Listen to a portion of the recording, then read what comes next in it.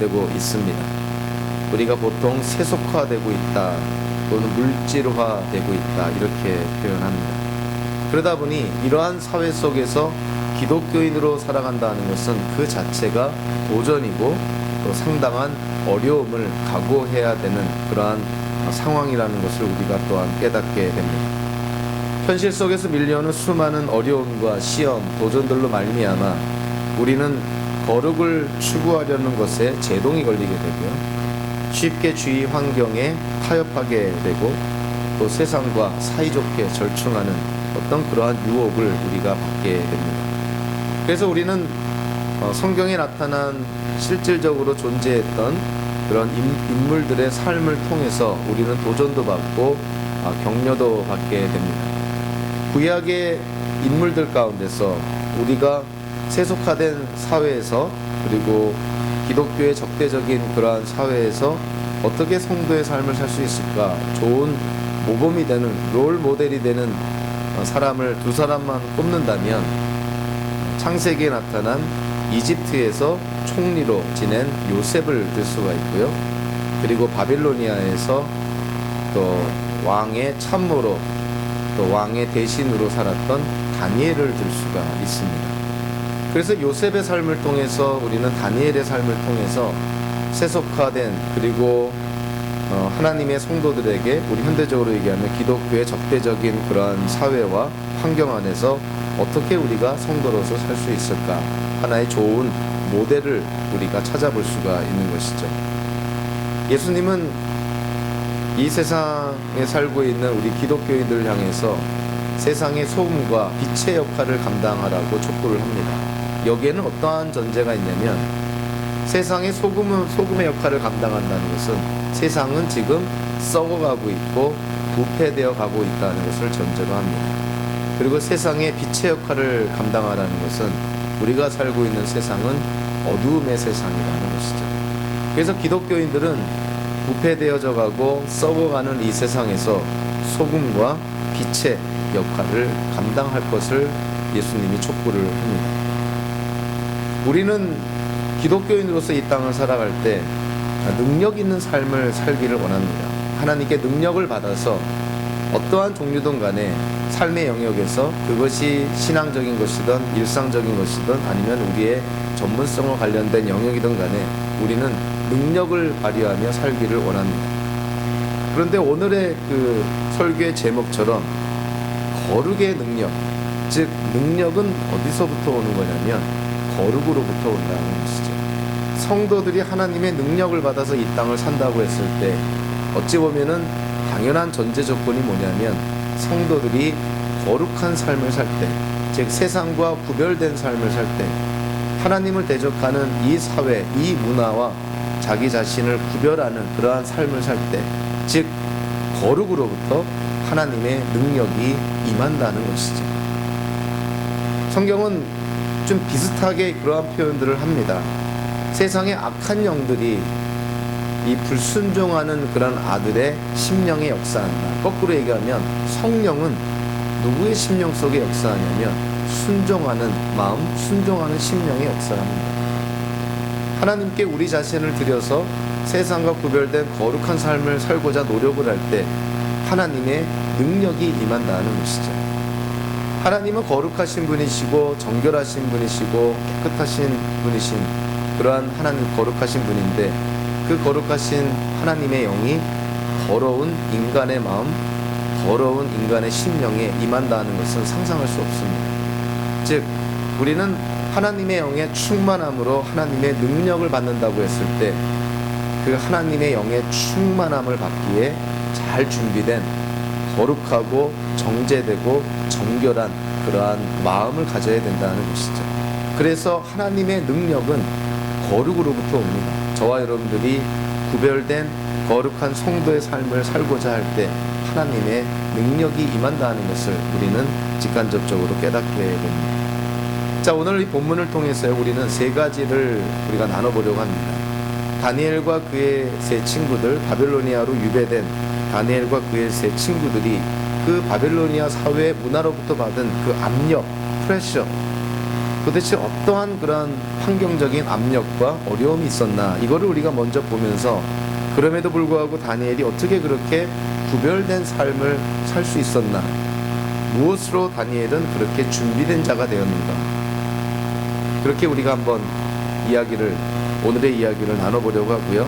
마지막으로 다니엘이 그러한 구별된 삶을 살았을 때 다니엘에게 나타난 하나님의 능력이 어떻게 묘사되고 있는가, 이렇게 우리가 세 가지 측면으로 하나님의 말씀을 나눠보고자 합니다.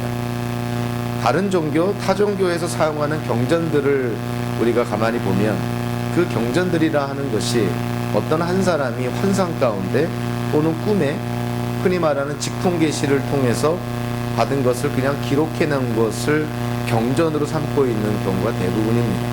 그런데 그 경전 안에 나와 있는, 타 종교의 경전 안에 나와 있는 내용들은 역사적으로 증명이 되질 못하고요. 거기에 나와 있는 지명조차도 역사적으로 존재하지 않았던 그런 지명들인 것이죠. 한마디로 말하면 황당무계한 그런 이야기들을, 소위 환상을 보았다고, 직통계시를 받았다고, 그거를 마치 하나님의 계시인 양 그렇게 떠받드는 그런 어리석은 그런 모습들을 보게 됩니다. 그러나 우리가 진리의 척도, 우리가 절대 진리로 바라보고 있는 성경은요, 철저하게 역사에 기초합니다. 그리고 성경에 나타난 모든 지명들과 인물들, 인명들, 그리고 나라 이름, 민족 이름, 다 역사적으로, 고고학적으로 이것이 다 증명이 되어 가고 있는 것이죠. 여태껏 역사적으로나 고고학적으로요, 성경에서 말씀한 내용이 틀렸다고 증명된 것은 하나도 없습니다. 증명하지 못한 사실들은 많지만 성경의 내용이 틀렸다고, 명백하게 틀렸다고 증명된 것이 하나도 없다는 것이죠. 그래서 오늘 우리가 구약의 예언서 가운데 하나인 다니엘서를 우리가 다루게 되는데, 다니엘서도 예언서인데요, 다니엘을 통해서 하나님이 예언하신 말씀들이 기록되어 있는데, 다니엘서를 읽다 보면 이 다니엘서가 예언서라기보다는 역사서인 것처럼 착각이 될 정도로 철저하게 역사에 기초하고 있습니다. 그래서 오늘 본문에 나오는 나라 이름, 지명, 그리고 사람 이름 다 역사적으로 증명된 것입니다. 그래서 성경이 우리가 다른 어떠한 책들보다 더 진리로 우리가 더 믿을 수 있는 이유 중에 하나가, 성경은 철저하게 역사에 기초하고 있다는 것이죠. 그래서 저와 여러분들이 구약 성경을 읽다가, 특별히 예언서를 읽다가 우리는 막 길을 잃어버리고 막 오리무중 황당한 그러한 어떤 상황에 빠질 때가 있습니다. 왜 예언서를 우리는 읽다가 어려움을 많이 겪을까요? 그것은 예언서가 쓰여진 배경을 모르기 때문에, 그 역사적인 배경을 모르기 때문에 예언서의 내용을 잘 깨닫지 못하게 되는 것입니다. 자, 그래서 오늘 우리가 다니엘서 1장을 우리가 다루면서 이 1장에 나와 있는 이 내용들을 우리가 잘 이해하려면 무엇보다도 배경을 잘 알아야 됩니다. 우리 먼저 1절에 보니까 다니엘서 저자가 그래서 1절에 역사적인 배경을 우리에게 얘기해주고 있습니다. 유다의 여호야김 왕이 왕위에 오른 지 3년이 되는 해에 바빌로니아의 느부갓네살 왕이 예루살렘으로 쳐들어와서 성을 포위하였다. 유다, 바빌로니아, 그 다음에 여호야김, 느부갓네살, 다 역사적인 그러한 지명이고 역사적인 그런 인물인 것이죠. 우리는 이 부분을 통해서 이 다니엘서 1장에 쓰여진 역사적인 배경을 찾아볼 수가 있습니다. 예나 지금이나 세계는 항상 양 강대국의 다툼, 그리고 그 양 강대국의 갈등이나 어떤 그러한 긴장 속에 세계 역사가 많이 진행이 되는 걸 보게 되죠. 뭐 현대도 마찬가지지만 남유다가 멸망할 때에도 사실은 이미 기존에 있던 어떠한 강대국이 있었고요, 이제 막 새롭게 발흥하는 신흥 강대국이 있었습니다. 이스라엘 나라가 지중해 연안에 있는데 그 이스라엘의 남쪽에 이집트라는 강대국이 있습니다. 그리고 이스라엘의 동북쪽, 북동쪽에 저 메소포타미아 문명이 일어났던 그 지역에 바빌로니아라는 나라가 이제 막 부강하고 있습니다. 이집트는 원래부터 남쪽에 강대국으로 있었고, 이 메소포타미아 지역은 아시리아가 세계를 다스리고 있다가 이 바벨로니아가 그 아시리아를 멸망시키고 세계의 그런 어떤 패권을 잡게 된 것이죠. 세계 패권을 잡게 되면 어느 나라나 마찬가지지만 영토에 대한 욕심이 있습니다. 그래서 더 많은 땅을 차지하려고 노력을 하죠. 이집트는 남쪽에 있기 때문에 북쪽으로 이렇게 진군하게 되겠죠. 메소포타미아, 바빌로니아는 당연히 북서쪽, 지중해 쪽으로 진군하게 됩니다. 이집트와 바빌로니아가 북쪽으로 그리고 북서쪽으로 진군했을 때 이 두 군대가 딱 만난 곳이 하는 군데 있습니다. 역사적으로 그곳이 어디냐면 갈그미스라는 도시입니다. 그래서 성경의 지도에 보면 이 시리아 안디오크 위쪽에 갈그미스라는 도시가 이렇게 표시되어 있는 걸 보게 되는데요. 그 갈그미스에서 이 당시에 세계 양강대국인 이집트와 바빌로니아가 어쩔 수 없는 전쟁을 치르게 됩니다. 세계의 패권은 한 나라가 차지하는 것이지 나누어지지가 않는 것이죠. 그래서 바빌로니아와 이 이집트가 이 갈그미스라는 도시에서 그 전쟁을 치르게 되는데요. 첫 번째 주전 609년에 전쟁을 치르게 되는데 승부가 나질 않습니다. 그러다가 주전 605년에 두 번째로 이집트와 바빌로니아가 전쟁을 치르게 됩니다. 이때 바빌로니아의 왕의 이름이 그 유명한 느부갓네살 왕인 것이죠. 느부갓네살 왕이 이끄는 바빌로니아 군대가 이 갈그미스 전투에서 이집트 군대를 격파합니다. 그래서 세계 패권이 바빌로니아에게 넘어가게 되죠. 그 당시에 이집트의 어떻게 보면은 지배 아래에 있었던 이스라엘 남유다가 이제는 바빌로니아의 영향력 아래 넘어가게 되는 것을 의미하게 되는 것이죠. 자, 오늘 본문 1절에서 유다의 여호야김 왕이 왕위에 오른 지 3년째 됐다 그랬습니다. 여호야김 왕이 왕위에 오른 지 3년째 되는 해가 역사적으로 보니까 주전 605년입니다. 이 주전 605년이 어떤 해냐면 느부갓네살 왕의 바빌로니아 군대가 갈그미스에서 이집트 군대를 격파하는 해입니다. 그러니까 지금 1절이 어떻게 이해가 되죠? 바빌로니아 군대가 이집트 군대를 격파하고 지금 이스라엘 남유다로 내려와서 예루살렘을 지금 포위하고 있는 형태인 것이죠. 그래서 결론적으로 605년에 바빌로니아 군대의 남유다가 사실은 항복합니다. 전쟁을 피하고 어떻게 보면 평화조약을 맺죠. 아주 굴욕적인 그런 평화조약을 맺습니다.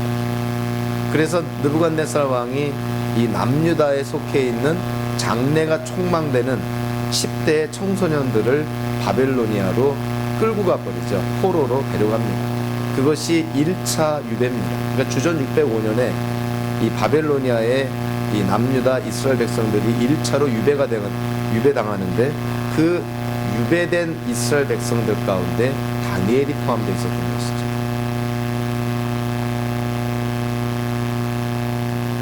역사적인 배경을 통해서 우리는 이 당시에 남유다가 바벨로니아와 이집트 틈바구니 속에서 눈치 보다가 지금 어려움을 많이 당하는구나. 나중에 남유다가 멸망할 때 보면 이 남유다의 왕들이 어떤 때는 바벨로니아 편에 붙었다가 어떤 때는 이집트 편에 붙었다가 이렇게 왔다 갔다 하다가 나중에 결국 느부갓네살 왕의 분노를 사게 돼서 결국 주전 587년에 남유다가 바벨로니아에게 멸망을 당하게 되죠. 세계 역사가 이렇게 언뜻 보면 강대국들 손안에 달려있구나 이렇게 생각이 됩니다. 우리 현대적으로 보면 아직까지는 미국의 손에 달려있는 것 같기도 하고 장래적으로 보면 중국이라는 나라가 무시 못할 그런 세계 강대국으로 또 들어설 것 같고, 자, 그래서 마치 세계 역사는 군사력이, 경제력이, 정치력이나 외교력이 강력한 그러한 나라들에 의해서 세계 역사가 좌우되는 것 같습니다. 그렇게 보입니다. 현재 일어나는 일들을 보면 그러한 어떠한 인상을 지을 수가 없는 것이죠. 자, 그런데 오늘 본문을 보실까요?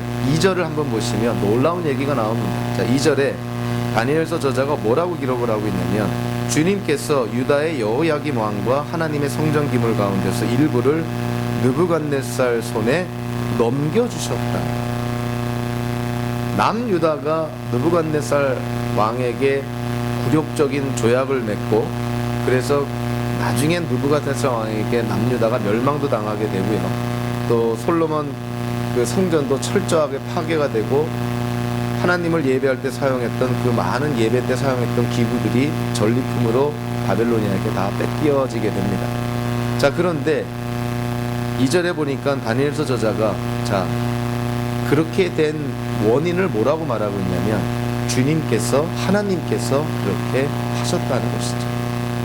즉 바벨로니아가 군대가 강력하고 느부갓네살 왕이 뛰어난 왕이기 때문에 남유다가 멸망당한 것이 아니라 남유다가 결과적으로 바벨로니아에게 멸망을 당하고 성전이 무너지고 수많은 사람들이 포로로 잡혀가게 된 것은 하나님이 그렇게 하셨다는 것입니다. 즉 남유다의 죄 때문에 하나님께서 우리는 특별히 그 예레미야서 같은 걸 통해서 하나님이 남유다에게 얼마나 많은 그런 기회를 주고 얼마나 인내하면서 회개하기를 원하시는지 우리는 너무나 잘 알고 있습니다. 그렇게 하나님이 기다리고 회개를 촉구했지만 남유다는 결국 하나님의 그 말씀을 거절을 하고 끝끝내 불순종하다가 결국 망하게 되는 것이거든요. 남유다가 멸망한 것 느부갓네살 왕이 뛰어난 왕이고 바벨로니아가 강력한 군대이기 때문이 아닙니다. 하나님이 남유다를 넘겨주신 것입니다.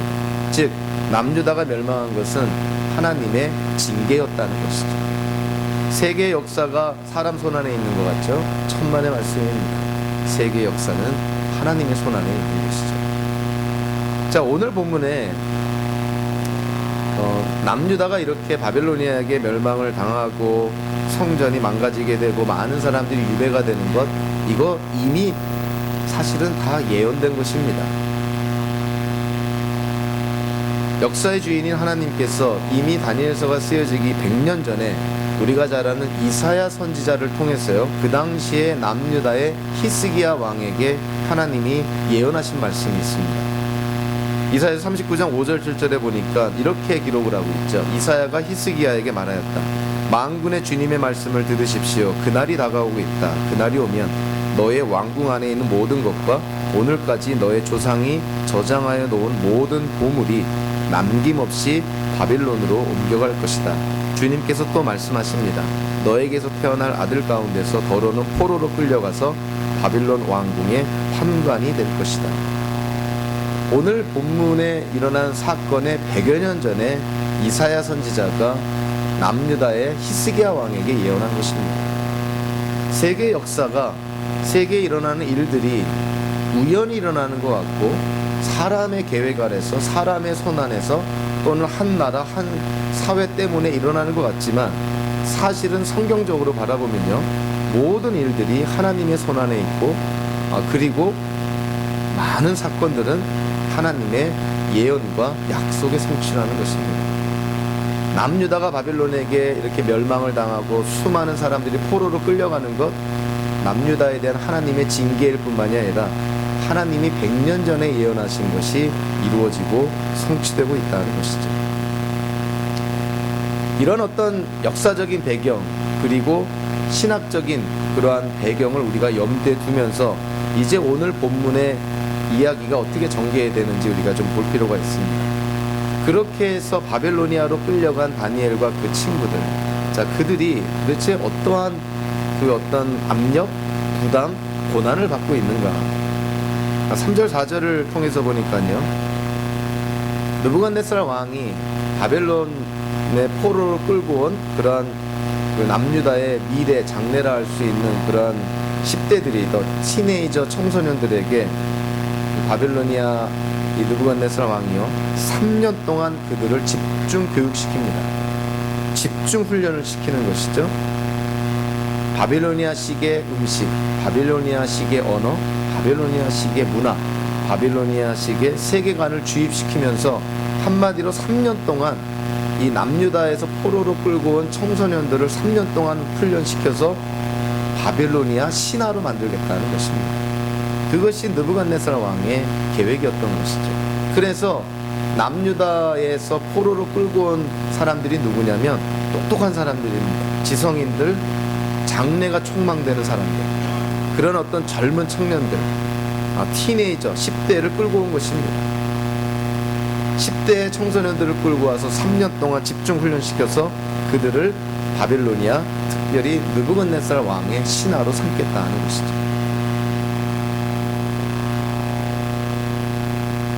우리는 먼저 이 본문 4절을 통해서 이 바빌로니아 느부갓네살 왕이 이 포로로 끌고 온 이 남유다의 그런 청소년들, 자, 어떻게 그들을 사실은 그 세뇌 교육을 시키냐면 4절에 보니까 바빌로니아의 언어와 문학을 가르쳤다 이렇게 말합니다. 상징적인 거지만 바빌로니아의 언어와 문학이라고 한다면 바빌로니아식의 세계관, 즉 바빌로니아식의 사고방식을 이 남유다에서 포로를 끌고 온 티네이저들에게 주입시키려고 했다는 것이죠. 이 당시에 그 바빌로니아의 문화, 세계관을 보면요, 이 고고학적으로 증명이 된 것인데, 이 바빌로니아에서는 그 당시에 별을 연구해서 미래를 예언하는 어떠한 그러한 그 점성술, 요즘 말로 하면 그런 점성술이 많이 개발이 되고 발전이 되었다 그러죠.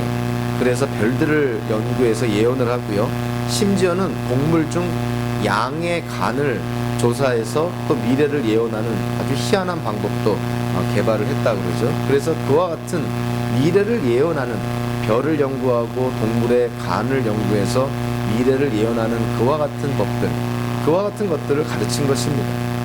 이거는 사실은 구약에서 하나님께서 법으로 이스라엘 백성에 주신 하나님의 법에 정면으로 대치가 되는 것이죠. 그러니까 바빌로니아식의 세계관은 성경에서 하나님이 우리가 하나님께서 우리 보고 따르라고 한 하나님 중심적인 세계관과는 이게 병립이 될 수가 없는 것입니다. 같이 갈 수가 없는 것이죠. 하나를 택하면 하나를 포기해야 한다는 것이죠. 3년 동안 바빌로니아의 느부갓네살 왕이 이렇게 포로로 잡아온 그런 남유다의 티네이저 10대 청소년들을 이렇게 바빌로니아식의 문화, 세계관, 사고방식을 주입시키려고 한 것입니다. 사실 어릴수록 더 쉽게 주입이 되겠죠. 그만큼 아주 위험했던 것이죠. 또 오늘 보면 6절, 7절을 보니까 이 바빌로니아로 포로로 잡혀온 이 다니엘과 세 친구들, 뭐 예를 들어서 다니엘과 세 친구들이라고 표현했지만 포로로 잡혀온 모든 그런 남유다의 그런 청소년들 다 해당됐을 거라고 생각을 합니다. 자, 그들에게 강제로 창씨계명을 합니다. 즉 히브리식 이름에서 바벨로니아식 이름으로 바꿔버리는 것이죠. 일제시대 때 일본식 이름으로 창씨계명 하는 거나 마찬가지인 것이죠. 이름을 히브리식의 이름에서 바벨로니아식의 이름으로 바꾼다는 것은 유대인으로서 어떠한 혈통, 전통, 또 내려오는 유산을 다 포기한다는 거나 마찬가지인 것입니다. 창씨계명이 단순히 이름을 바꾼다는 것에 그치지 않는 것이죠. 이름과 관련된 모든 유산과 혈통, 전통을 다 바꿔버리는 것입니다. 특별히 히브리식의 이름과 바벨로니아식의 이름에는 다 뜻이 있는데요, 그 뜻을 보면 더 끔찍합니다. 다니엘, 하나냐, 미사엘, 아사랴, 자, 이들의 이름이 갖고 있는 문자적인 의미를 한번 볼까요? 다니엘이라는 이름은 엘로힘, 즉 하나님은 나의 심판자라는 뜻입니다. 하나냐는 야훼, 즉 여호와죠. 야훼는 은혜로우시다, 이런 뜻입니다. 미사엘은 엘로힘, 하나님은 누구신가. 아사랴, 야훼는 나의 도움이시다, 이런 뜻입니다. 그러니까 이 이름에 이들이 믿고 신뢰하고 예배하는 대상이 다 들어가 있는 거예요. 근데 이들의 이름이 이제 바벨로니아식의 이름으로 바뀌는데요, 벨드사살, 사드락, 메삭, 아벳느고로 바뀝니다. 벨드사살의 문자적인 의미는요, 벨이여 나의 인생을 보호하소서. 벨은 바벨로니아 사람들이 믿고 있는 신 중에 하나죠. 사드락, 아쿠는 존귀하다. 이 아쿠도 신의 이름입니다. 메삭, 아쿠는 누구신가? 아벳느고, 느고의 하인. 느고도 신의 이름이죠. 자, 그러니까 단순히 이름을 바꾸는 것이 아닙니다. 히브리식 이름에서 바벨로니아식 이름으로 바꾸는 것은 이들의 유산과 혈통과 전통도 다 없애는 것뿐만이 아니라 암시적이긴 하지만 이름을 통해서 우리에게 암시하고 있지만 이들이 믿는 하나님 대신에 바벨로니아 신들을 믿도록 그렇게 이름으로 강제하고 있는 것이죠. 그러니까 이름 안에 예배하고 경배하는 그런 대상이 다 들어가 있는 것입니다. 그래서 히브리식 이름에는 이 성경에서 계시된 하나님에 대한 언급이 나와 있고요. 바빌로니아식 이름에서는 바빌로니아 신들의 이름이 언급이 되는 것이죠. 단순히 이름을 바꾸는 것이 아니라 이거는 영적으로 바라보면 엄청난 그러한 경악스러운 일들인 것이죠. 그만큼 바빌로니아 정부가 아주 집요하고 치밀했던 것입니다. 그러니까 이 남유다에서 포로를 끌고 온 정말 남유다의 장래를 할 수 있는 티네이저 10대 청소년들에게 바벨로니아식의 문화와 가치관, 세계관을 주입시키고 심지어는 이름까지 바꿔버림으로 이 바벨로니아 신들을 경배하도록 그렇게 지금 강제하고 있다는 것이죠. 자, 그리고 어찌 보면은 삶 속에서 가장 기초적인 것이죠. 바벨로니아식의 음식을 강요합니다. 느부갓네살 왕이 먹는 기름진 음식과 포도주를 이 포로로 잡아온 티네이저들에게 3년 동안 그것을 같이 먹게 하면서 바벨로니아식의 가치관, 학문, 교육을 받게 하는 것이죠. 다니엘이 고기와 포도주를 먹지 않겠다고 했습니다. 여기에는 여러 가지 성경적인 해석이 있지만 가장 성경적인 해석은 이 고기와 기름진 음식과 포도주는 사실은 바벨로니아 문화를 상징하는 것이기 때문에 다니엘의 이 결단은 뭐냐면 내가 바벨로니아 문화에 순응하지 않겠다. 내가 바벨로니아 문화에 내가 굴복하지 않겠다. 이러한 결단을 보여주고 있는 것이죠. 뭐 고기나 포도주 자체에 무슨 문제가 있는 것이 아닙니다. 모든 음식은 감사함으로 다 먹을 수가 있는 것이죠. 그러나 다니엘이 고기와 포도주를 먹지 않겠다는 것은 고기와 포도주가 상징하는 바벨로니아 문화를 거절한 것입니다. 그러니까 대단한 결단인 것이죠. 다른 사람들은 왕이 먹는 기름진 음식, 왕이 먹는 포도주, 뭐 최상의 음식이겠죠. 왕이 먹는 음식이라고 했습니다. 정말 최상의 소고기, 백년복음 포도주, 정말 엄청난 최상급 인류 음식을 먹지 않았겠습니까? 그거를 다니엘이 포기하고 자기는 채소와 야채만 그리고 물만 먹겠다, 이런 것입니다. 그러니까 이거는 바벨로니아의 문화를 거절하겠다는 것이죠. 사실 이 바벨로니아라는 그 새로운 환경, 새로운 나라, 새로운 문화 안에 들어와서 자기의 정체성을 지키면서 그렇게 산다는 것은 생각보다 쉽지가 않습니다. 먹고 마시는 거 어떻게 보면 별거 아니죠. 아니 뭐 기름진 음식 먹는다고, 포도주 먹는다고 그것이 뭐 하나님께 불순종하는 것도 아니고 우상 숭배하는 것도 아닌데 왜 굳이 그렇게 까탈스럽게 저렇게 힘들게 사나, 이렇게 생각할지 모릅니다. 여러분들 문화 속에서 가장 기초적인 게 뭐겠어요? 먹고 마시는 거죠. 어떠한 문화를 가리키는 것, 음식을 보면 대충 합니다. 그 문화가 그 음식에 다 반영이 되어 있는 것이죠. 이 다니엘이 내가 고기와 포도주를 먹지 않겠다 하는 것은 단순히 그 음식에 문제가 있다는 것이 아니라 바벨로니아 문화를 내가 거절하겠다는 것이, 나는 하나님 나라의 문화대로 살겠다, 그것을 강조하는 것입니다. 자, 그런데 만약에 먹고 마시는 것 별거 아니라고 했어요. 바빌로니아식으로 먹고 마시기 시작하면 다른 것을 또 타협하고 다른 것에 절충하는 것은 그렇게 어렵지 않게 되겠죠. 작고 사소한 것을 우리가 양보하면 그 다음 것을 양보하는 것은 더 쉬워집니다. 언젠가 가정사역을 전문으로 하는 분이 열댓 명을 그 연쇄 살인한 살인범과 인터뷰한 것을 제가 책에서 본 적이 있습니다. 그 가정사역자가 그 연쇄살인범과 인터뷰를 하면서 아주 굉장히 우리가 좀 새겨들을 그런 사실을 하나 발견하게 됩니다. 이 연쇄살인범이 그 연쇄살인범이 되기까지 과정을 쭉 언급을 하는데 제일 첫 번째, 즉 연쇄살인범으로 끝나게 될 그 인생의 제일 첫 단추가 뭐였냐면 가벼운 포르노를 보는 거였다는 것이죠. 여러분, 가볍다 하는 것은 그렇게 뭐 어찌 보면 심각한 것이 아닐 수 있습니다. 요즘 말로 하면 19금 영화 뭐 이렇게 보는 것이죠. 청불 영화, 청소년 불가 영화 뭐 이런 정도 아니겠어요? 가벼운 포르노. 그런데 이 가벼운 포르노를 보기 시작하다가 좀 더 하드한 것을 보게 되겠죠. 그러다가 보는 것으로 만족치 못해서 행동에 옮기게 되는 것이고, 그러다 보니까 범죄하게 되는 것이고, 범죄하다 보니까 사람도 죽이게 되는 것이고, 한 명 죽여서 스릴이 차지 않으니 여러 명을 죽이게 되는 연쇄 살인범으로 전락하게 되었다는 것이죠. 그 시작이 뭐였다고요? 가벼운 포르노였다는 것입니다.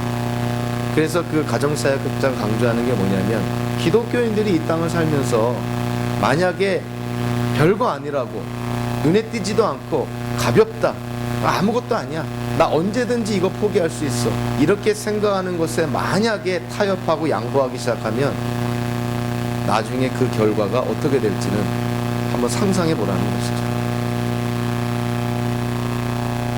가벼운 포르노를 보기 시작하다가 연쇄살인범이 됐습니다. 여러분들 한국 속담에 아마 이 정도는 우리 2000년대 태어난 우리 청년들도 알 거라고 생각하는데요. 바늘도둑이 소도둑 된다는 말은 혹시 아시나요? 어렸을 때 바늘을 훔치는 사람이, 훔치는 애가 나중에 크면은 속까지 훔치게 된다는 얘기입니다. 그러니까 잘못하는 거 있으면 어릴 때 미연의 뿌리를 뽑아버리는 것이죠. 그러니까 소도둑이 바늘도둑 된다. 저와 여러분들 우리 자신을 한번 돌아봤을 때, 우리가 지금 기독교인으로, 성도로 하나님께 택함받아 구원받은 자로 이 땅을 살아가는데, 혹여라도 우리의 인생 속에 아주 작고 사소하고 하찮고 남들 다 하는 거고 별로 내 신앙생활에 무리도 없고, 그래서 아무 생각 없이, 그러나 성경에서는 분명히 하지 말라고 한 것, 혹시 하고 있는 것들이 있습니까? 소도둑이 바늘도둑 됩니다. 가벼운 포르노보다가 연쇄살인범이 됩니다. 다니엘이 왜 고기와 포도주를 먹지 않았을까? 그런 작고 사소한 것에도 나는 양보하지 않겠다는 거예요. 참 대단한 것이죠. 티네이저 10대 청소년이 이러한 결단을 합니다. 참 이 다니엘서를 읽고 있느라 보면 정말 이 도전이 안 될 수가 없는 것이죠. 야, 어떻게 10대 청소년에게 이러한 어떤 결단, 이러한 신앙적인 결단을 내릴 수가 있을까? 다니엘과 그의 친구들, 그리고 바빌로니아에게 포로로 잡혀온 그런 남유다의 청소년들, 엄청난 그런 압박, 프레셔, 엄청난 어려움 속에 놓여 있었던 것이죠. 자칫 정신줄을 놓아버렸다가는 이제는 이 유대인의 정체성을, 하나님의 백성이라는 정체성, 언약 백성이라는 정체성을 다 상실해버리고 또 한 명의 바빌로니아 시민이 될 판이었죠. 그럴 때 다니엘은 결단한 것입니다. 내가 고기와 포도주를 먹지 않겠다. 즉 바빌로니아 문화를 내가 멀리하겠다. 내 정체성을 지키겠다, 이런 것입니다. 왕의 명령이니까 할 수 없이 바빌로니아의 그런 교육도 받아야 되고 이름도 바꿨어야 됐지만, 자기가 할 수 있는 한 최선을 다해서 자기의 정체성을 지켜나가는 것이죠. 자, 그러면 우리가 질문하게 됩니다. 다니엘은 뭐 태어날 때부터 유전인자가 특별나서 10대임에도 불구하고 이런 아주 훌륭한 놀라운 결단을 할 수가 있었나? 여러분들, 아니 땐 굴뚝에 연기 나지 않습니다. 저절로 그렇게 되는 법 없습니다. 다니엘의 인생, 오늘 본문에 나타난, 직간접적으로 나타난 다니엘의 인생을 보면, 아, 다니엘 그럴 만한 청소년이다 하는 것을 깨닫게 됩니다. 자, 첫째로 한번 볼까요? 다니엘에게 먼저 영향을 끼쳤던 그 대상이 있는데, 그게 누구냐면 요즘 말로 하면 교회 공동체고요. 그 당시로 얘기하면은 남유다라는 사회입니다. 여러분들, 그 오늘 본문이 즉 1차로 다니엘이 유대가 될 때 주전 605년이라고 그랬죠. 그때 다니엘의 나이가 15세에서 18세로 추정을 합니다. 그렇다면 다니엘이 태어난 때가 언제냐면 주전 623년에서 주전 620년 사이에 태어납니다. 주전 623년에서 620년 사이에 남유다에 아주 놀라운 일이 하나 벌어지게 되는데요. 그게 뭐냐면, 남유다의 마지막으로 좋은 왕이 누구냐면 요시야 왕인데, 요시야 왕이 주전 640년에 왕으로 올라서게 됩니다. 그로부터 왕위에 올라선 지 18년이 지난 주전 622년에 성전을 수리하다가 율법책을 발견하게 되고, 그 율법책을 통해서 남유다에 철저한 종교개혁이 일어나게 됩니다. 그러니까 다니엘이 태어날 그쯤에 남유다에 전대미문에 철저한 종교개혁이 일어납니다. 그러니까 다니엘이 태어나서 어릴 때 성장할 때 어떠한 울타리 배경에서 성장했겠어요? 바로 그 종교개혁이라는 울타리 안에서 성장하게 된 것이죠. 그러니까 남유다에 요시야 왕이라는 훌륭한 왕 밑에서 종교개혁이라는 울타리 안에서 이 다니엘이 어릴 때 성장한 것입니다. 무의식 상태, 즉 의식하지 못하는 상태에서 주입되는 것이 평생 남는 것이죠. 다니엘이 어릴 때 뭐가 뭔지 모를 때 그 어릴 때 다니엘에게 주입된 것이 무엇일까? 이스라엘의 하나님이 유일한 하나님이라는 사실, 하나님이 역사의 주인이라는 사실, 하나님이 우리의 인생의 주인이라는 사실, 이런 아주 기본적인 사실들이 어린 다니엘에게 주입되지 않았겠습니까? 그러니까 다니엘은 성장할 때 그런 훌륭한 그런 어떤 신앙의 토양 위에서 자라나게 된 것이에요. 그것이 다니엘의 1차적인 배경입니다. 두 번째로, 다니엘의 부모에 대한 언급은 전혀 나와 있지 않습니다. 그런데 다니엘의 부모가 다니엘이라는 이름을 지어준 것에 대해서 우리는 다니엘의 부모의 신앙을 어느 정도 추측할 수 있습니다. 아까도 얘기했지만 다니엘이 이름의 의미가 뭐라 그랬어요? 하나님은 나의 심판자라는 뜻입니다. 그러니까 다니엘의 부모가 다니엘이 태어났을 때 이름을 지어줬는데 그 이름의 의미가 뭐라고요? 다니엘의 인생을 심판하시는 분은 하나님이시다. 이러한 이름을 지어준 거예요. 그러니까 간접적으로 다니엘의 부모의 신앙이 좋다는 것을 우리는 쉽게 추측할 수가 있는 것이죠. 그러니까 어릴 때 그런 어떤 종교개혁이라는 그런 어떤 토양 위에서 좋은 신앙의 부모 밑에서 다니엘이 자라게 된 것입니다.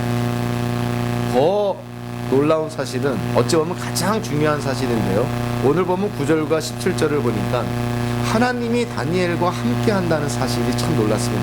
9절에 보니까 하나님은 다니엘이 환관장에서 호의와 동정을 받도록 해주셨다. 즉 다니엘이 환관장으로부터 호의와 동정을 받게 한 것이 하나님의 역사라는 거예요. 다니엘이 뭔가 매력적인 데가 있어서 환관장이 다니엘을 좋게 본 것이 아니라 환관장이 다니엘을 좋게 본 것은 하나님의 역사다는 거예요. 17절에 보니까 다니엘이 지식을 얻고 지혜를 얻고 문학과 학문에 능통하게 되고 환상을 보고 꿈을 해몽하는 능력까지 받게 된 것이 하나님의 뜻이었다는 것이죠. 하나님께서 주셨다 이렇게 얘기를 합니다. 그러니까 다니엘이 10대 청소년임에도 불구하고 그런 훌륭한 신앙의 결단을 한 가장 큰 요인은 하나님이 다니엘과 함께 하셨다는 거예요. 종교개혁의 그런 울타리 안에서 좋은 신앙의 부모 슬하에서 자라났지만 가장 다니엘에게 영향을 끼친 분, 다니엘을 가장 좋은 청소년으로 지금의 자리에 있게 만드신 분이 하나님이시다는 것을 다니엘서 저자가 강조를 합니다. 그래서 우리는 여기서 참 중요한 걸 깨닫게 되는데요. 우리는 의롭게 된다. 즉 예수 믿고 구원을 받는다. 예수님이 이 땅에 다시 오실 때 우리가 영화롭게 된다.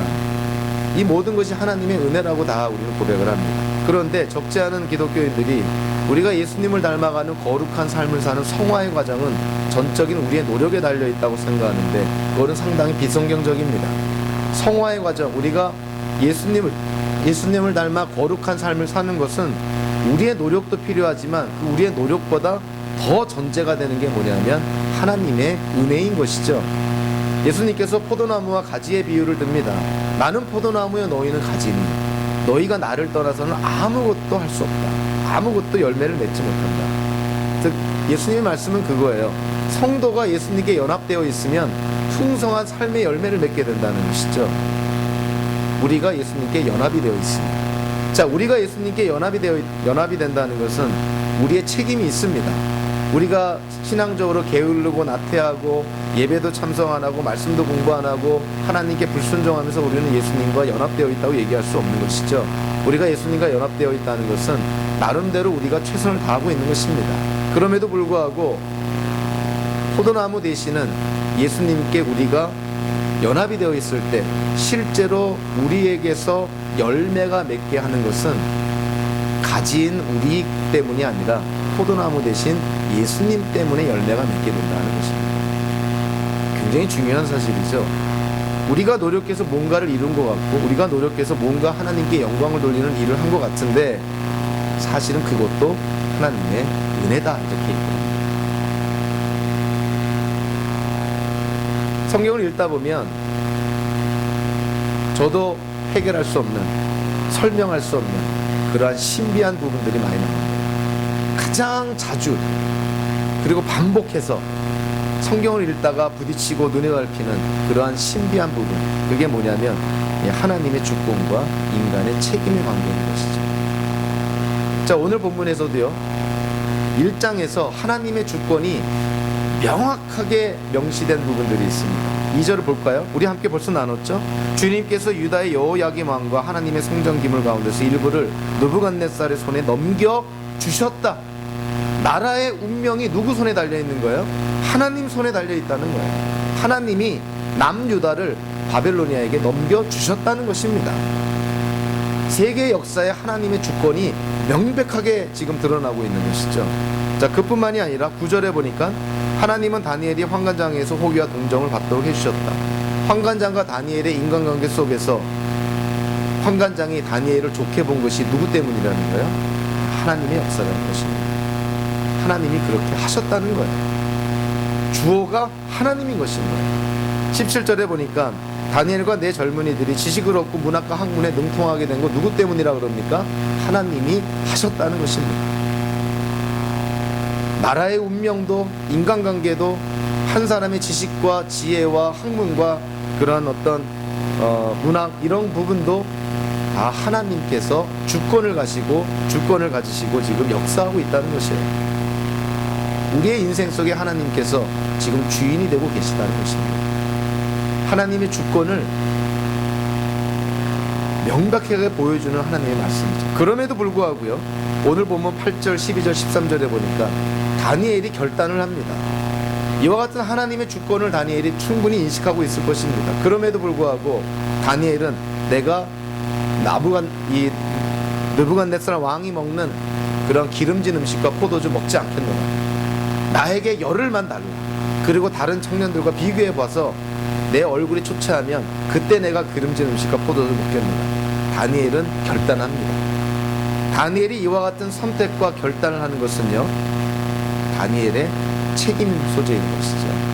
하나님이 다니엘이 하기 싫은데 강제로 다니엘로 하여금 이러한 결단과 선택을 하게 한 것이 아닙니다.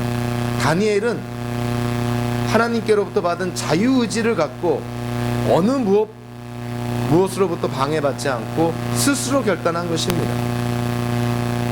그래서 오늘 본문에 보면 하나님의 절대 주권이 나와 있으면서도 다니엘의 선택, 다니엘의 결단, 다니엘의 책임에 대해서 또한 언급하고 있는 것이죠. 그러니까 하나님의 주권과 인간의 책임 같이 나와 있는 것입니다. 그래서 우리의 인생도 이 두 가지가 같이 가고 있는 것이에요. 오늘 보면 17절에서 하나님이 다니엘과 네 친구들에게 지식과 지혜를 주고 학문과 문학에 능통하게 하셨다 이렇게 돼 있죠. 여러분들 한번 생각해 볼까요? 19절 20절에 보니까 나중에 3년의 공부를 다 마치고 나서 느부갓네살 왕이 테스트를 해보니까 다니엘과 네 친구가 가장 뛰어났다 이렇게 얘기를 합니다. 그들이 바벨로니아 그 제국 안에 있는 그 어떤 마술사 주술과 어떤 학자들보다도 훨씬 더 뛰어났다 이렇게 얘기를 합니다. 그 이유가 뭐라 그랬어요? 하나님이 주셨기 때문에 그렇다는 것이죠. 자, 그런데 제가 여기서 여러분들에게 질문하는 것은 다니엘과 네 친구가 하나님께서 지식과 문학과 또 학문에 능통하게 하나님이 허락하셨다고 해서 다니엘과 세 친구가 공부 안 하고 맨날 피크닉 가고 놀러 다니고 맨날 등산 가고 그랬을까요? 다니엘과 세 친구는 맨날 띵까띵까 놀았을까요? 하나님이 주셨기 때문에 노력 하나 하지 않고 그냥 터지게 먹고 자면서 늦잠 자고 그랬을까요? 여러분들 어떻게 생각합니까? 성경에는 나와 있지 않죠. 다니엘과 세 친구가 어떻게 했는지. 근데 결론만 나오죠. 다니엘과 세 친구는 바벨로니아 제국의 그 어떤 지식인, 학자, 모사들보다도 더 뛰어났다 이렇게 나옵니다. 다니엘과 세 친구가 공부를 학문을 연구를 열심히 했을까요? 안 했을까요? 여러분들 어떻게 생각합니까? 당연히 열심히 했죠. 밤을 새면서 열심히 했을 것입니다. 땀 흘려 수고했을 것입니다. 바벨로니아 문화는 거절했지만 바벨로니아가 갖고 있는 학문과 지식을 최선을 다해서 습득을 한 것이죠.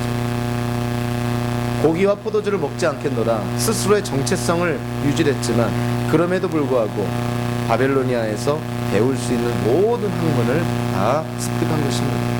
그래서 다니엘과 세 친구가 느부갓네살 왕 보기에도 그 어떤 누구보다도 뛰어났던 것이죠. 많은 분들이 공부를 하고 학업에 전념하고 또 연구에 박차를 가합니다. 우리는 여기서 항상 두 가지를 기억해야 되죠. 하나님의 주권을 인정해야 됩니다. 여러분들, 우리가 아무리 노력해도 하나님이 허락하지 않으면 어떠한 열매도 맺지 못합니다. 또 하나는 아무리 하나님이 우리에게 무엇인가를 주려고 해도요, 우리가 게을러 터져버리면 어떠한 열매도 맺지 못합니다. 결국 하나님의 주권을 인정하면서 하나님의 하나님 되심을 인정하면서 우리에게 주어진 상황에서 최선을 다해야 됩니다. 그래서 여러분들 최선을 다해서 공부해야 됩니다. 하나님이 허락하신 전문성 최선을 다해서 습득해야 됩니다. 그래서 사회의 어떠한 영역에 나가든 간에 여러분들 탁월하게 하나님이 주신 그 전문성을 갖고 탁월하게 사회에 봉사하고 하나님의 영광을 드러내야 된다는 것이죠. 한국교회의 위기가 무엇일까요? 많은 사람들이 한국교회의 위기는 교인들이 공부하지 않아서다, 학문의 위기다, 더 나아가 신학 부재의 위기다, 이런 얘기를 많이 합니다. 교회를 나오긴 나오는데 알 거를 알지 못하고, 그리고 우리 교회는 이제 PCA라는 미국 장로교단에 속해 있는데요, PCA 미국 장로교단이 견지하고 또 기초로 하고 있는 교리가 있고 신학이 있습니다. 구원론, 교회론, 인간론, 신론, 종말론, 여러 가지 우리가 알아야 될 부분들이 있죠. 자, 이러한 것들을 잘 모르는 상태에서 그냥 교회 문턱만 왔다 갔다 하면 나중에 우리 교회를 떠나서 세상에 나아가서 얼마나 신앙의 위기를 쉽게 접할 수 있을까? 알아야 될 거를 알아야 된다는 것이죠. 그래서 이런 어떤 알아야 될 거를 알지 못하니 요즘 문제가 되는 그런 한국교회의 그런 강단에서 이상한 소리들이 막 외쳐져도 그것이 그냥 그대로 수용이 되는 그러한 어처구니 없는 일들이 벌어지는 것이죠. 번영신학이라 그러기도 하죠. 기복주의 신앙이라고도 하죠. 또 기독교계 안에서도 수많은 이단들이 창궐하고 있죠. 교회가 세속화되고 물질화되고 있죠. 이 모든 것들이 왜 그럴까? 소위 말하는 독재자들만이 아니라 교회 안에서도 우민화 정책이 일어나는 것이 아닙니다. 교인들을 우민화시키는 거예요. 성경 그거 그렇게 공부할 필요 없어. 그냥 기도만 열심히 하면 돼. 기도만 하면 다 들어주실 거야. 이런 얘기 얼마나 많이 듣습니까? 물론 우리가 기도의 필요성을 무시하는 것이 아니고 기도의 능력을 우리가 인정하지 않는 것이 아니고 기도 당연히 해야 되겠죠. 그럼에도 불구하고 하나님의 능력을 우리가 인정하고 하나님의 주권을 인정하면서 우리가 해야 될 책임은 다해야 됩니다. 여러분들 성경 많이 읽으셔야 됩니다. 성경 지식도 많이 가지셔야 되고 성경을 통해서 삶의 원리를 깨달으셔야 되고 우리 인생을 향한 하나님의 뜻을 잘 분별해야 됩니다. 그래서 모든 인간관계 속에서 모든 환경 속에서 하나님의 뜻을 분별해서 하나님께 영광 돌리는 삶을 사는 것, 그것이 우리 기독교인들의 모습이어야 되는 것이죠. 전도서 기자가 그 전도서를 마무리하면서 이렇게 얘기하지 않습니까? 인간의 본분, 인간의 도리, 인간이라면 당연히 해야 될 것 두 가지를 꼽는데요. 그 두 가지가 뭐냐면 첫째가 하나님을 경외하라는 것입니다. 하나님을 두려워해라. 두 번째가 뭐냐고요? 하나님의 말씀을 지켜 행하라는 것입니다. 이것이 인간의 본분이라는 거예요. 이거를 해야만 인간답다는 것입니다. 그런데 하나님이 누군지를 모르고 하나님의 말씀이 뭔지를 모르는데 어떻게 하나님을 두려워하고 어떻게 하나님의 말씀을 지켜 순종하겠습니까? 다니엘은 그래서 우리에게 하나의 좋은 모범이 되는 것이죠. 다니엘을 향한 하나님의 선한 뜻, 하나님께서 다니엘을 하나님의 주권 가운데 지키시고 보호하시고 이끌어 가십니다. 그럼에도 불구하고 다니엘은 결단하죠. 고기와 포도주 먹지 않겠느냐. 바벨로니아 문화를 내가 수용하지 않겠느냐. 그리고 다니엘과 그 친구들 하나님께로부터 지혜와 능력을 받았지만 자기에게 주어진 상황 속에서 최선을 다해 학업과 연구에 임합니다. 그랬을 때 결론적으로 바벨로니아 그 넓은 나라, 그 위대한 바벨로니아 제국의 그 어떤 누구보다도 뛰어난 사람이 되었던 것이죠. 현대 기독교인들 가운데서는 이 말이 성경에 나와 있다고 생각하는 사람도 있습니다. 미국 속담에 하늘은 스스로 돕는 자를 돕는다. 어떤 기독교인들은 이게 성경 구절을 인정하더라고요. 근데 사실은 성경 구절은 아니고요. 미국 속담인데 상당히 우리가 귀담아 들을 말인 것이죠. 하늘은 스스로 돕는 자를 돕는다. 보통 속담에서 하늘 그러면 보통 하나님이라고 생각하시면 거의 맞습니다. 하나님은 스스로 돕는 자를 돕는다. 하나님은 하나님을 인정하면서 스스로 뜻을 계획하고 노력하고 열심히 사는 그들을 하나님이 돕는다는 것이죠. 다니엘이 어떻게 그렇게 바벨로니아의 최고의 그런 뛰어난 자가 될 수 있을까? 하나님의 주권을 믿고 최선을 다했기 때문입니다. 그리고 바벨로니아 문화를 거절한 것입니다. 결단이 들어간 것이죠. 저와 여러분들 하나님의 능력을 받기를 원합니다. 능력 있는 기독교인이 되기를 원합니다. 그런데 능력 있는 기독교인이 되기를 원하지만 거룩한 기독교인이 되고자 하는 노력은 안 한다는 것이에요. 하나님의 능력은 거룩으로부터 온다는 것이죠. 우리가 세상과 구별된 삶, 다니엘처럼 바벨로니아의 문화를 끊고 고기와 포도주를 안 먹겠다 결단하고 그렇게 마음의 결심을 하고 하나님을 쫓고자 했을 때 그 다니엘에게 하나님의 능력이 임한 것입니다.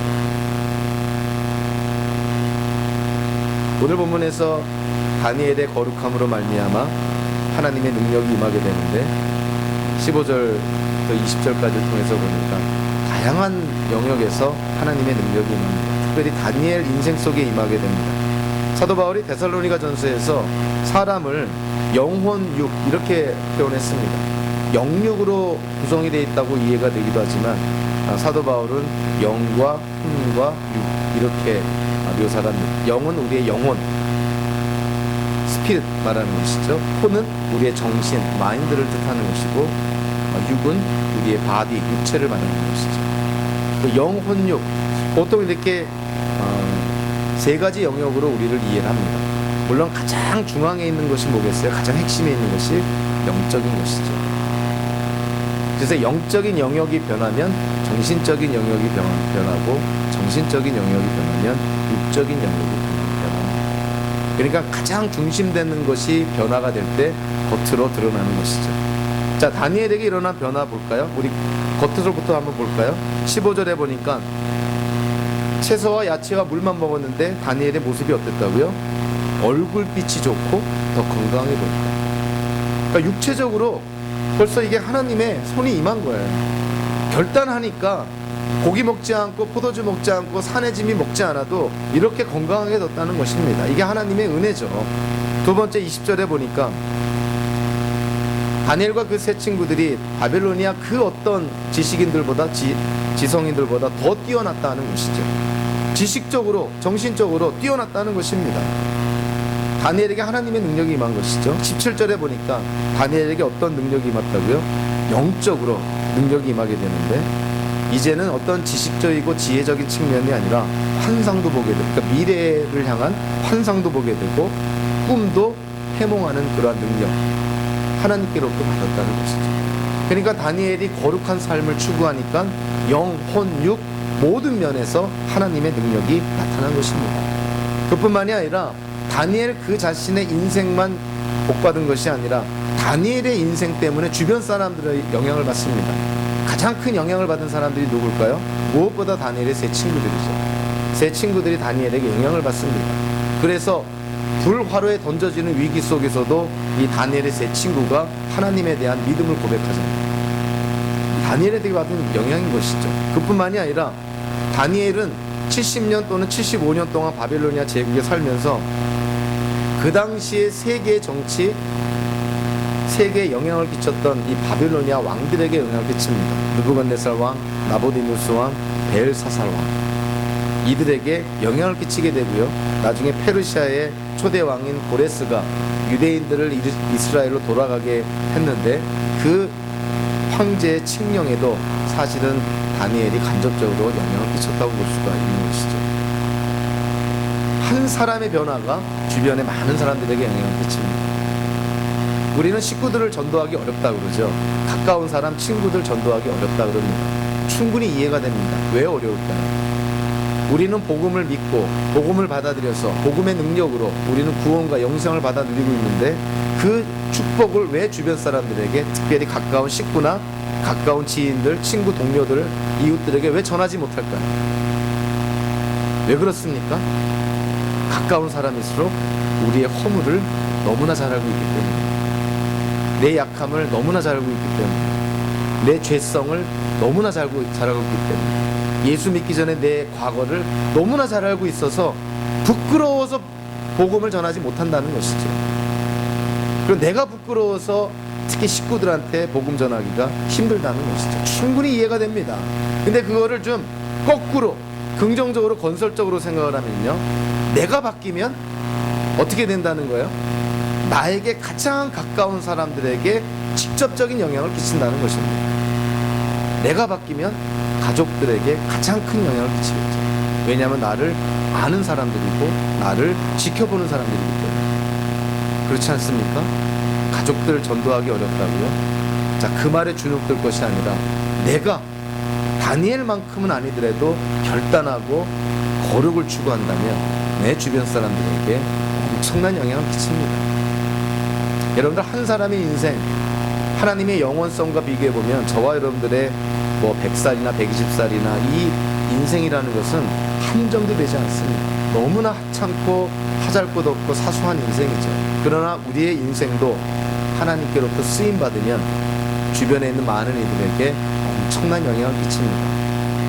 여러분들, 예수님이 베들레헴에서 탄생했을 때 우리 동방박사들이 예수님을 찾아온 것을 압니다. 그 동방박사들 뭐를 보고 찾아왔다고요?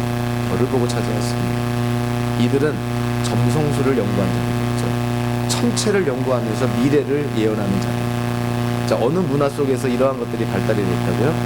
바빌로니아였던 것이죠. 메소포타미아 지역. 자, 그러면 다니엘 이후에 600년이 지난 예수님의 탄생을 이 메소포타미아, 바빌로니아, 이 동방에 있는 박사들, 그 지성인들이, 별을 연구하는 자들이 어떻게 메시아 그리스도의 탄생을 기대하면서 이스라엘 베들레헴까지 왔을까요?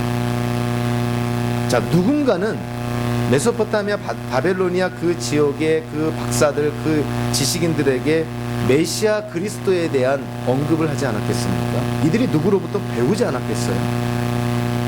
성경학자들은 이 동방 박사들의 뿌리가 누구로부터 시작했다고 보냐면 바로 다니엘로부터 시작했다고 봅니다. 다니엘이 바벨론에게 유배가 돼서 거기서 하나님의 말씀으로 정치에 참여하고 수많은 왕들에게 영향을 끼치고 또 그 자신이 그런 거룩한 삶을 통해서 얼마나 많은 사람들에게 영향을 끼쳤을까. 사자굴에 던져졌지만 죽지 않고 살아났을 때 그거를 바라본 수많은 사람들이 얼마나 큰 충격과 영향을 받았을까. 모르긴 해도 다니엘의 제자들이 얼마나 많았을까. 결국 다니엘로부터 시작한 하나님의 그 법, 하나님의 말씀, 그것이 메소포타미아 지역 바빌로니아 그 제국에 계속 내려온 것입니다. 600년이 지나서 동방의 박사들이 다니엘이 전해준 그 메시아 그리스도에 대한 예언을 보고 별을 연구하면서 팔레스틴 베들레헴으로 예수님의 탄생을 찾아 따라온 것이죠. 결국 베들레헴 마구간에서 태어난 예수님을 동방 박사들이 만나게 되고, 유대인들보다 오히려 최초로 동방 박사들이 마구간에 태어난 예수님을 경배하지 않습니까? 한 사람 때문에 왕들, 친구들, 한 나라, 그 정도가 아닌 것이죠. 몇백 년에 걸쳐서 메시아 그리스도의 탄생까지도 전하게 되는 놀라운 결과를 이 다니엘이 이룩하는 것입니다. 하나님의 능력이라는 것은 거룩으로부터 온다는 것이죠. 다니엘이 10대 그 어린 청소년 때 결단하고 헌신하고 구별된 그러한 삶을 살고자 결단했을 때 하나님의 능력이 임한 것이고요. 그리고 다니엘서에서 많이 나오죠. 하나님의 계시 환상뿐만이 아니라 기적을 많이 행하기도 합니다. 놀라운 기적은 다니엘의 후손들을 통해서 이 바벨로니아 메소포타미아 지역에 메시아 그리스도를 염원하는 사람들이 생겨나게 됐다는 것이죠. 저와 여러분들의 삶 정말 사소하고 하찮은 삶일 수 있습니다. 그러나 한 사람의 삶이 엄청난 영향을 끼칠 수 있습니다. 저와 여러분들 정말 이 세속주의적인 물질주의적인 이 현대의 문화에서 우리를 구별하여서 거룩한 성도의 삶을 살 때 주변에 있는 많은 이들에게 거룩의 능력을 보여주고요, 그들에게 선한 영향력을 끼치는, 그래서 세상의 소금과 빛의 역할을 잘 감당하는 그런 성도님들 되시기를 주님의 이름으로 축원합니다. 기도하겠습니다. 고마우신